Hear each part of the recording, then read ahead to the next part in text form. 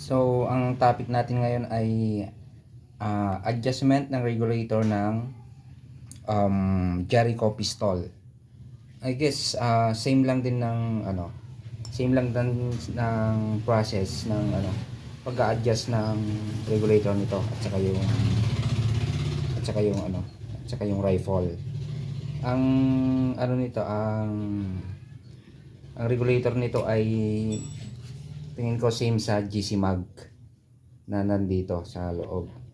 So, ito wala nang hangin. Kasi obligado talaga pagka tatanggalan talaga natin na ng hangin.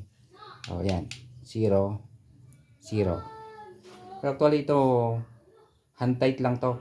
Pero kung medyo nahirapan kayong tanggalin, siguro kailangan nyo ng bench vise kasi wala siyang kakapitan. Walang kakapitan ng spanner.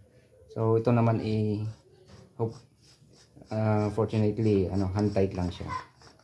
So ayan, tatanggalin lang natin to para lumabas yung kanyang regulator. So itatry natin dito palabasin yung output na 2000. Ayan. So dito tayo mag-a-adjust sa quick fill. Ayan. Ang kailangan lang natin ay number 10 na open wrench. Yun ang pang-iikot natin dito. Ayan. So maganda sana kung mayroon siyang tawag nito nut dito para magsilbi siyang lock parang yung sa parang sa GC Mag. Yung sa GC Mag may lock dito eh. Saka ang kailangan din natin pump. Kung wala kayong pump, pwede naman na yung scuba.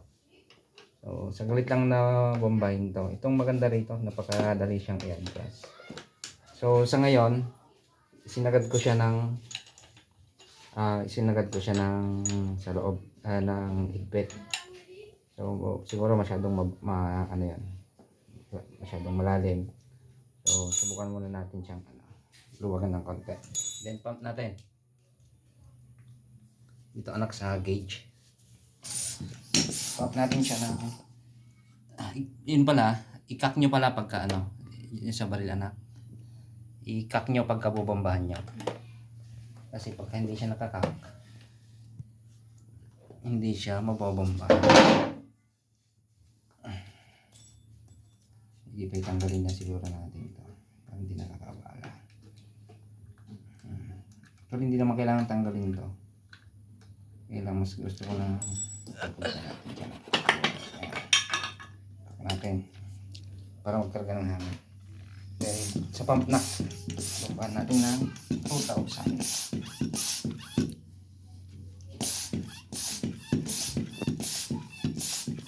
Kahit 2,500.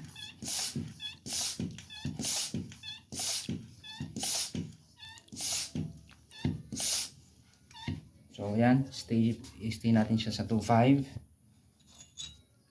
So, dito anak. Kung nakikita nyo, nasa less than 1,000 siya. Para tumaas, luwagan natin to. To the left. So yan, habang iniikot siya natin to the left, unti-unting tumataas yung kanyang reading, yung kanyang output. Ikutin natin. More to the left. Yan. So syempre napupunta dun yung ibang pressure. Yung pressure na laman nitong maliit na tank na to ay nauubos din. So tignan nyo, 2,000 na lang, kanina 2,500. So taas pa natin ng konti. Nakakahingal na mag-pump. Yan. Yan.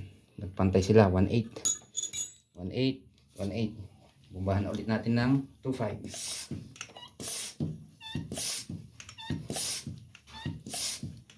Yan. 2,500. Doon sa pump, nag-stay siya sa 1,800. Ay sa plenum. Dito anak. Yan. So ang goal kasi natin ay makuha natin yung output na 2,000. So luwag pa tayo ng konti to the left. Pihit to the left. Number 10 po yung gamit nating llabe. To the left pa.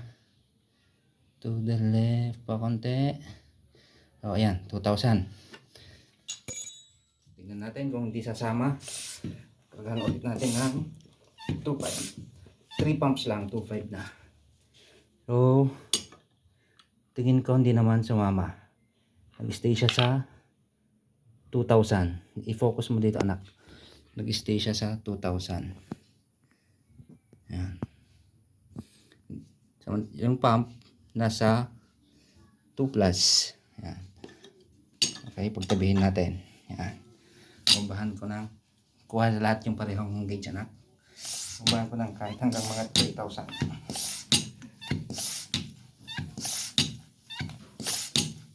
So ayan, 3,000 sumingaw na. Pero yung gauge ng output natin nag-stay sa 2,000. Kahit nag 3,000 dito, stay sa 2,000 yung sa output. So ayan, na-achieve natin yung ating goal.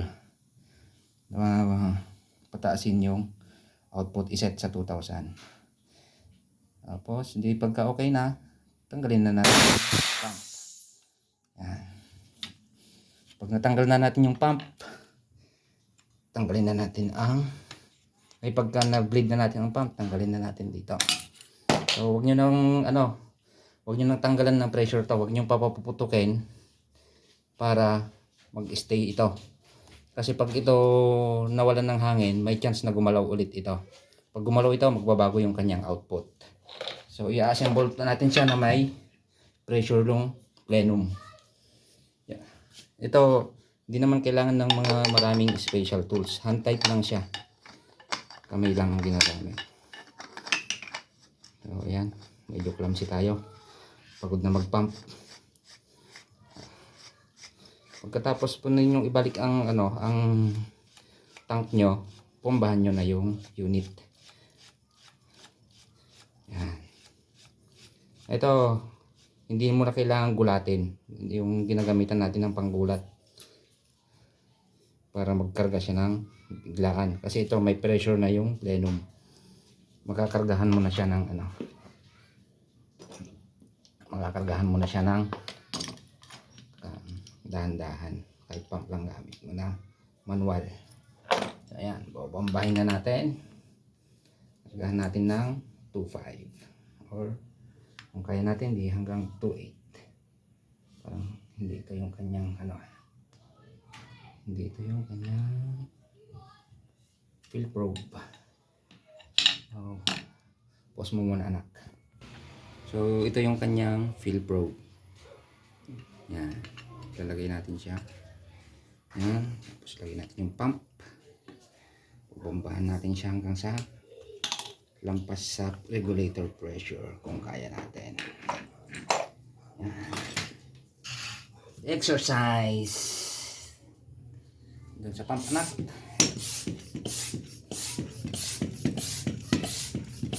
Mabilis lang naman tumagtaga kasi maliit lang yung tank.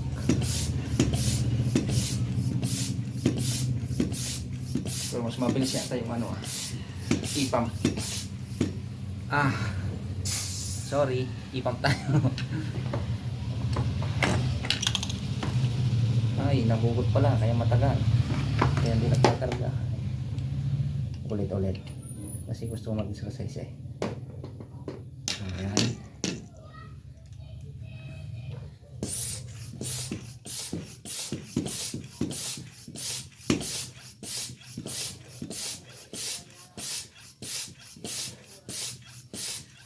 Okay, pause mo muna, anak. Pause.